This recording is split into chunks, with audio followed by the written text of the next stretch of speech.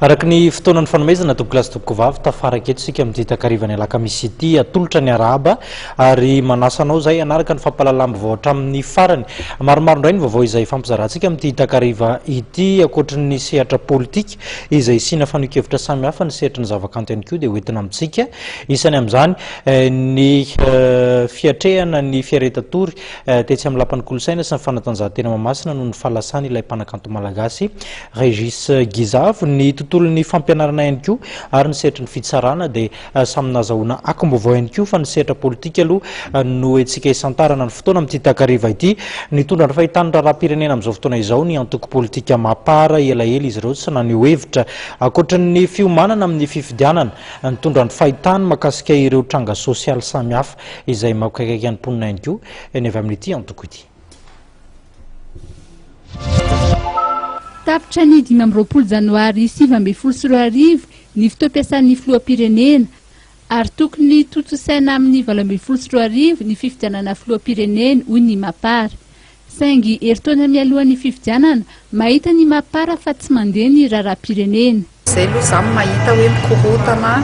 ny fiainam-pirenena indrindra fa ny resaka insécurité satria io zany ny rahan'ny malagasy rehetrarehetra hoe tena tsy afaka mitady malalaka satria ny fiainana efa sarotra ny fitediavana mbola ho alain'ny olona koa ny aina manaraka zay zany dia tena hoe tsy hita hoe tena manome hoe tsy miasa ary tsy mandraindraikitra ny fitondram-panjakana ao anatin'ilay fa aminay Mapar dia miezaka zay zany manao an'ireny asa sosialy eny anivon'ny fokotany tsiraira eny mba ho hitan'ny vahoaka hoe mbola eo foana zay ary zay dia tsy manary fa tena hoe mitsinjo ny vahoaka majinika. Tokony ho atao volana Desambra ny fifidianana zany satria raha mijerytsika ny namen'ny malagasy ny vahoaka malagasy ny filoham-pirenena dia 10 taona ihany zany hoe tapitra amin'ny 2020 ny volana janoary 2024 ny asa amin'ny maha-filoham-pirenena